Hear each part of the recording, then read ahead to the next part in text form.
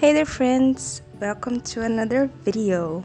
Today we'll be painting a little vintage clown, a little baby clown, and some of you might recognize this little sketch that I made from a while ago, and I decided to finally make it into a full painting today. I usually like to do a very warm underpainting, and that's because with watercolors you go from light to dark, so those first light layers would be your highlights in the end. And I wanted the highlights to have a warm feeling on this painting because everything we have this vintage old look to it. So to make these shadows, what I like to do is I lay down the watercolor on a dry paper, and then I use a wet brush to just blur out one of the edges, and that's how you get those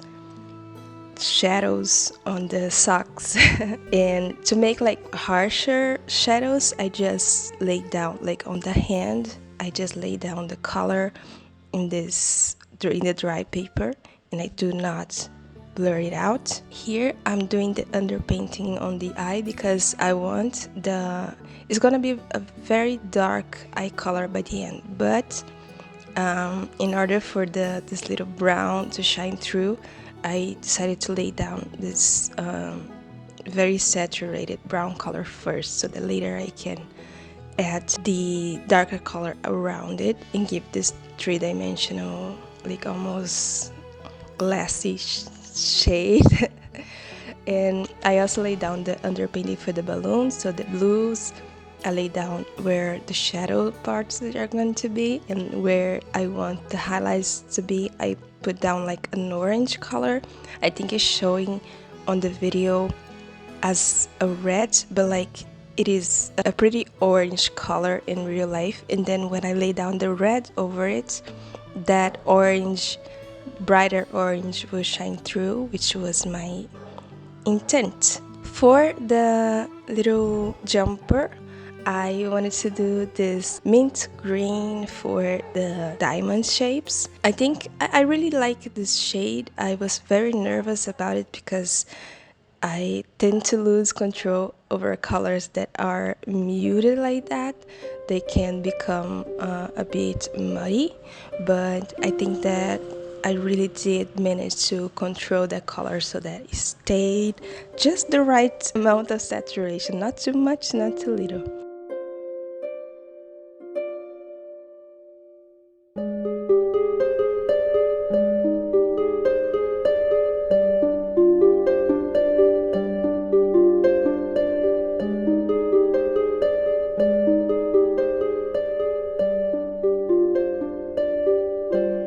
And here is my mother's cat. Her name is Nina, and she is a very strange cat. She's very aggressive. A minor annoyance, she will like bite and scratch you and hiss at you. And then sometimes she just like to chill out by my side. So if you see if you see scratches on my hands, that's from her. Just she really likes to play in a very aggressive way. I do love her, but yeah, you need to be careful with her. Here you can see me mixing. I mix a lot of browns, and I use a lot of burnt sienna and burnt umber for this painting. So I decided to paint the other half of the jumper this burnt sienna color, kind of orangey tone. I do change my mind later because the orange of the jumpsuit will begin to clash with the red of the balloon. So you'll see me change my mind later, but I'm actually pretty happy that I chose to do this as sort of like an underpainting. That's how it worked out in the end. Like this became the underpainting for the color that I decided to lay out on it afterwards.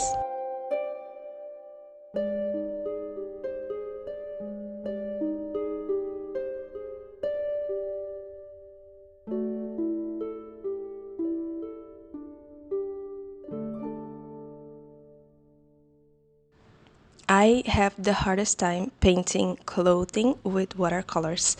It's something that I'm always learning and I'm always improving on.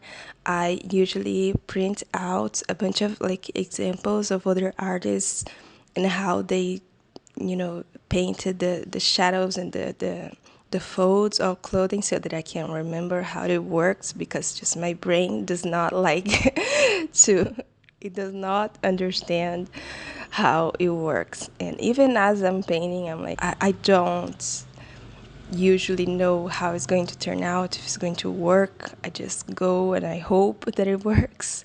And this is something that I really like to do. If you look on my palette, I have like, I put one color on one side and then on the other side I put another color and I let them mingle in the middle. And then when I dip my brush in that middle where both of the colors are mixing, I always get a different shade. So for the shadows, that's really cool because you get a lot of variation of colors in those shadows if you do it this way.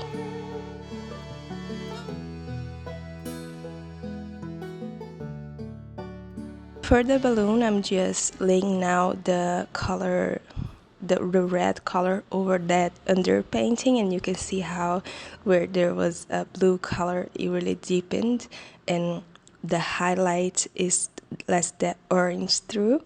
And then in the middle, I just lay down a lot of color, that pure red color, so that you get this latex kind of texture on it. The little color, I had to study a lot to make this color. Like my sketchbook is just filled with this ruffle pattern because it was really hard to wrap my head around how to shade every fold. But after I tried many times, I really think I understand now. And so it was actually really easy for me to do this ruffle color on the final painting, which I was really happy about because, I really did learn how to make that work for me.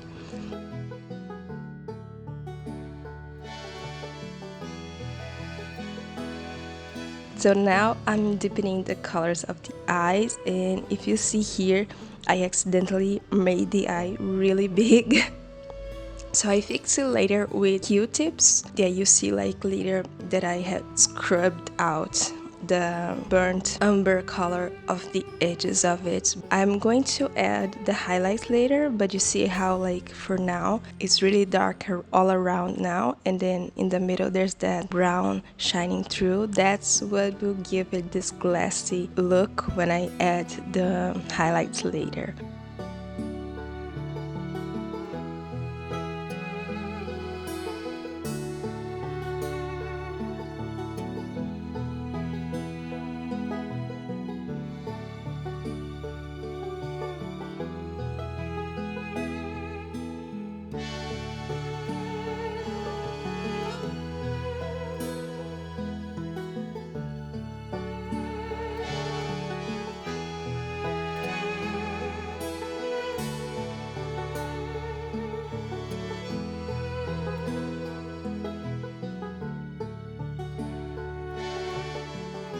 So I'm getting ready now to add the background, which will be this blue color.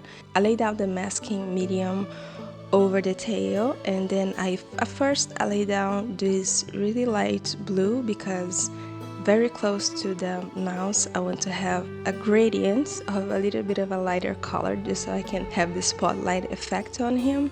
And then I'm going to go around the edge with a much deeper color, and I'm going to try to desaturate it a little bit. I have this issue where I really like saturated colors, and I'm never able to immediately catch myself and like desaturate the colors so it's not as excessive to the eye. Like everything needs to be so saturated, and that can make a painting really hard to look at because you don't know what to pay attention to and everything's too saturated. So one thing that I'm trying to do more is desaturate my colors. So especially when I want that vintage look, you know, I really like to make everything look a little bit older than what it really is.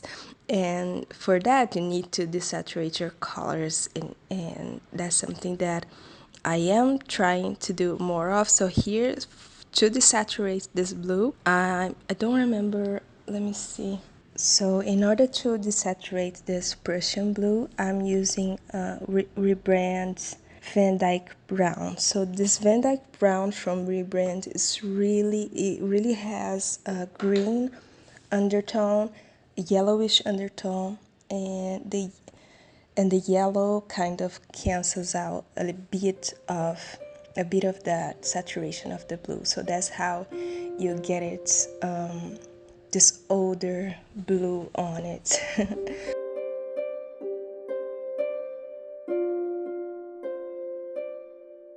This wouldn't be a Cal Felt video if I didn't do some weird craft on it. So here I am, making a stamp of a star. I really wanted to stamp stars on the background. I didn't want to paint them because if I painted them, it wouldn't have all the texture that you get when you stamp something on the walls, you know, and in real life the walls usually have the rugged texture on it, and you get all the spots. And I added gouache to the sponge, and then I started stamping it out, and I was so happy with the results. I really liked it. I did blur out a little bit of the edges of the stars, not all of the edges, just some of them.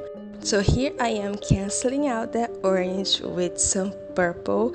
So yes, I decided that I did not like that orange. It was really clashing now with the balloon, and I decided to use purple because I really wanted to push that color a bit more into the background. Basically everything around it has this blue shade, and so whenever I want to push something to the background, I just get it closer to that blue color. And so I'm using purple to like make that orange closer to blue in the color wheel. So that was my strategy. I'm also pushing into the background the ears and the tail because I want the little face to pop out a bit more, and that was definitely a really good choice. It did do just that. It did make his face pop out more.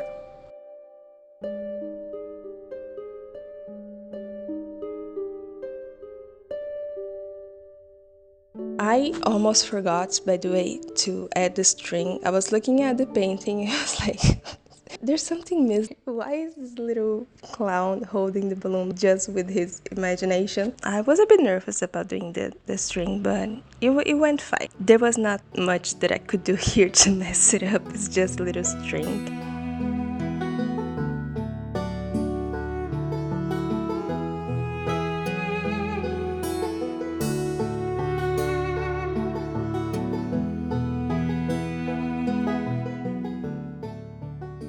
Finally, I'm bringing out the color pencils. I decided to use the color pencils mostly on his face, and I really was trying to emulate the Katie Lawrence style. I really like her style, especially those vintage greeting cards. She paints using color pencils, so I was trying to like follow her lead and learn a little bit from her techniques. And one thing I realized is that color pencils, they allow you to make a lot of details, right? So I end up with almost like realistic fur on his face, which I really like for this project. I do want to experiment more and allow myself to have a looser style, but for this painting, this was just exactly what I wanted. It really reminds me of those old vintage greeting cards. I actually will release it on my website as greeting cards, and also as print. So it is available right now on my website as a print. As always, shipping is free no matter where you are, and I also will be releasing the original painting for this little guy. So that's the first time that I'm releasing an original painting. Thank you so much for watching. Please subscribe if you want to see more. That really helps me, and I hope you have an amazing cozy day. Thank you. Bye.